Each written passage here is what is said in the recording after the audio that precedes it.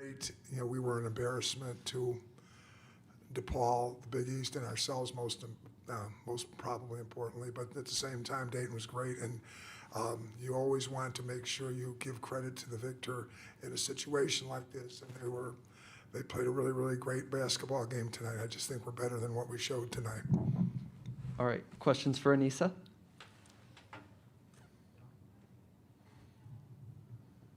Coach, did their length... We'd like to take questions for Aneesah first. I'll do this.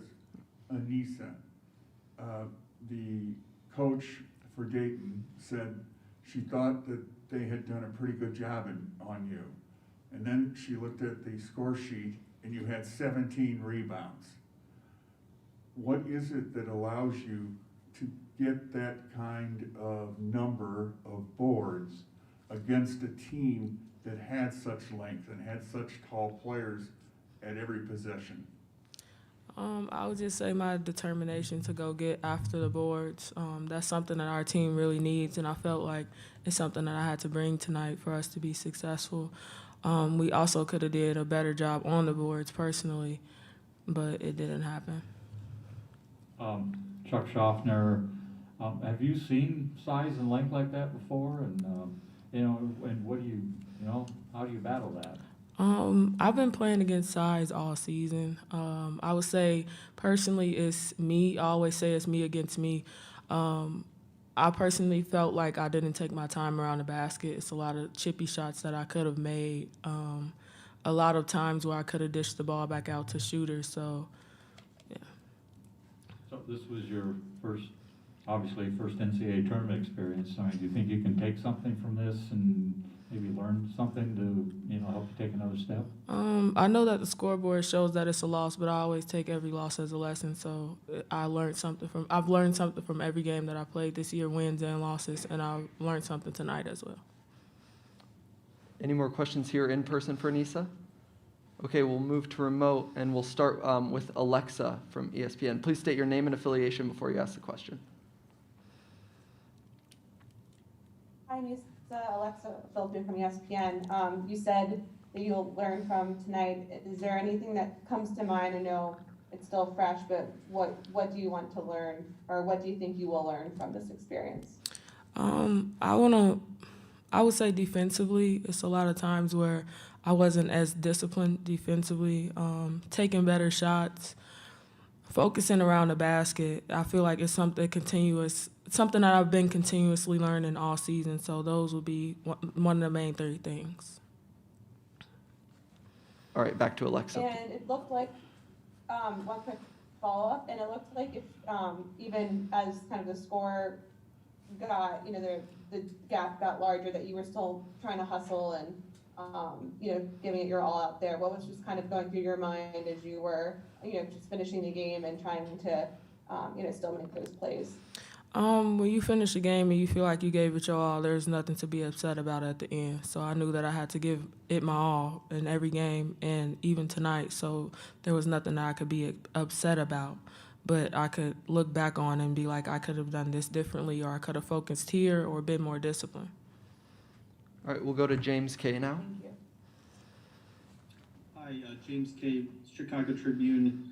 Aneesah, it seemed like in the second half you really attacked the inside, the interior a lot more than you did in the first half. Was that something that you were looking to do in coming out of halftime, and was that something the coaching staff was trying to push forward heading into that time? Yes, I would say my first shot was a 3. Then I made it, so I felt like I would knock some more shots down. But unfortunately, I didn't. And I know that my strength, and Coach Doug always talk about my percentage around the basket is way better than shooting out from the field. So I knew that I had to play my strengths in the second half. Thank you. Any more questions for Aneesah? Aneesah, thank you so much for joining us. Thank you. Thanks, Aneesah. All right, we will now take questions for Coach Bruno. So if you have a question, please raise your hand.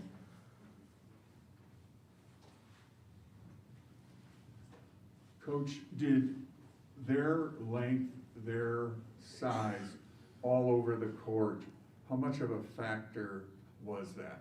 tonight?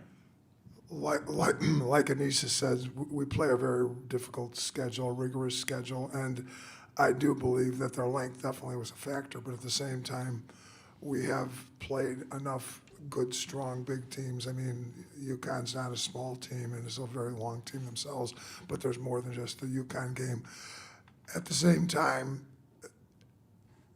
their length was definitely a factor, but our lack of ability to display any kind of patience, it's very difficult to make shots that are not open shots. You have to have the patience to get open shots, and this has been a group that's been very hard to get them to understand. The quick shoot mentality has to be tempered by a understanding. If you're open, you can shoot it, but if you're not open, you have to share it, and we were not sharing the ball very well tonight. I think we ended up with 11 assists, and that's always a telltale sign for our team.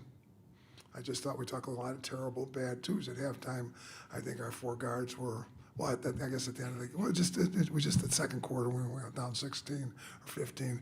It was just continuous bad shot after continuous bad shot, and that's where you have to be able to be patient and quick. You have to be able to combine them. We try to combine them, but it was not. That was really where the situation was. Yes, their length bothered us, but another pass, you can find a good, strong open shot, a better open shot. Tough twos you lose, and we took a lot of tough twos. Chuck Schaffner, it seemed like maybe it was difficult for you to get some transition going. You didn't get a lot of live ball turnovers, and of course they're making a bunch of shots, and you can't rebound and get going. I mean, was that a factor in the game? Well, they were awesome offensively. I mean, they did a great job of I thought, we knew what they were going to try to do, and they just did a great job. I mean, Whalen and Ciccone together, I think, accounted for just a ton. I mean, they just did a great job of finding the open three-point shooters, and we didn't do a very good job of finding them, and they had a great first half for sure. I think they were 11 for 13 or 11 for 14 at halftime, so that's 33 of their points at halftime of their 54. So we just really didn't do a very good job of getting back out to those three-point shooters, and they were really hot in the first half. It's our job to make them unhot or cold. But when they're making them like that, is there a kind of a mental thing? Players kind of get disheartened to seeing the other team there, no matter, okay, well, maybe we did guard them, but they still made it. Well, again, that's basketball, that's competitiveness, and you just have to fight through that, and you have to fight through it. That's all you can say. I mean, you can't let yourself get down. That's what mental toughness is all about. All right, we'll move to remote, and we'll start with James K. Hey, Coach. Hello, James. What can you just say about the upperclasswomen in this, like on your team, just and what they've meant to your program over the last few years? James, thank you for that question. It's a great question, and it's an important question to be answered. First of all, to Deja Church and Deepa Kelja, they didn't have to come back this year. They elected to come back.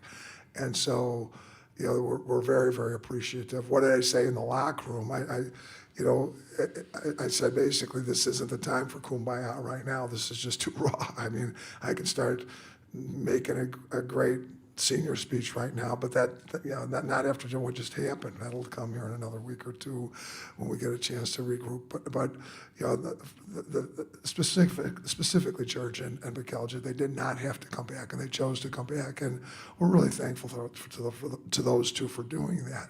And then for Sonia and Lexi, those two have been really, really great for our program, and at the same time, they've been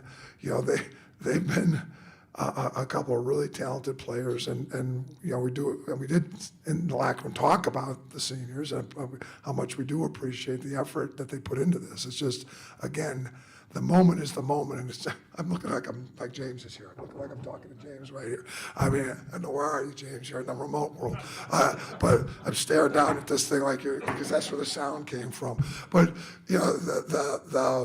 they are a great group of seniors, and we started to talk about that a little bit in the locker room, but, you can just tell when a group doesn't want to hear it. It's not the time for it right now. So, but they've been a great, really, really special group of seniors. All right, we'll go to Alexa Filippo next.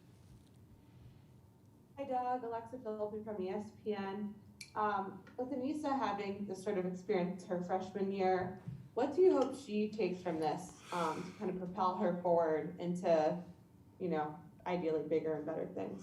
As good as Aneesah's been on the floor, I just kind of marveled at her dignity and defeat just a few seconds ago. I mean, the way that she handled this press conference. I mean, there's coaches that don't let players come to press conferences, much less freshmen. And I just, I just thought she was. I don't think I could say it any better than she said it. I mean, she said, how to develop more discipline. I just everything that she said, Alexa. I'm not even being able to utter her words, but I mean, I'm sure you got that. Whatever she said, I just seconded it because I mean, I was just amazed at her poise and dignity here in this tough moment. I don't know if that answered your question, but it's what I think. That's fine. She's got. If I could, Go ahead, follow up, please. I was just going to ask a follow-up about just kind of the emotions of the last week, just not knowing what was going to happen with your kind of post-season fate to finding out you were going to be in the tournament to coming here playing in this new format of a first four game and tonight. How would you take anything from that, or what was just that whole experience like? Alexa, first of all, we've believed, and at this tough moment, Coach Bruno here is not apologizing to anybody, anywhere, about whether we belonged in or not, all right? As embarrassing as that basketball was tonight, we belonged in this tournament, and I made sure the players knew that after this was over with. I just, there's no way that we did not belong in this tournament. Now, that said, it would have been a lot more exciting to prove with your actions on the floor that we belonged into the tournament, rather than the coach getting up here after a loss like that and stating the truth as I believe it. So it would have been a lot better for us to have proved it on the floor than for me talking about it. But I really do believe this team earned the right and earned the way into this tournament. So your question about the emotions, yeah, I mean, it was a very emotional week because we really didn't, we were hoping for the best, but we were prepared for the worst. And then when we did get into the tournament, and the people at the NCAA, the people at the committee, these people work hard. They don't just, and everybody jumps on them when things don't go their way. So, that drives me crazy when people jump on that committee or jump on the people, the NCAA. There's a lot of hardworking people there, and so I just really, but to your question, the emotion was crazy. It was a tough. We just didn't play well down the stretch here, and sit there for a week, and then you find the euphoria of going, and then now the crash and burn, and having done this many times. I understand how hard this crash and burn thing is unless you win them all, there's going to be a crash and burn. I mean, there's going to be 3 number 1 seeds here because they're not going to all win the last game, and 3 number 1 seeds are going to crash and burn too. And that's just always very, very difficult. And yet, the emotion was, we were all over the place, but we did get in, and we're happy that we got in, and we're just, like I said, embarrassed that we didn't show better. And that's, I can't have it back, they can't have it back. All right. Thank you, Alexa, for all you do for the Big East and women's basketball nationally. Coach, that's all we've got for you, so thank you for joining us. Thanks, everybody, for covering women's basketball, and thanks to all the people here at Iowa State. Whenever these events happen, there's a lot of people behind the scenes that do a lot of hard work, so thanks to all of them.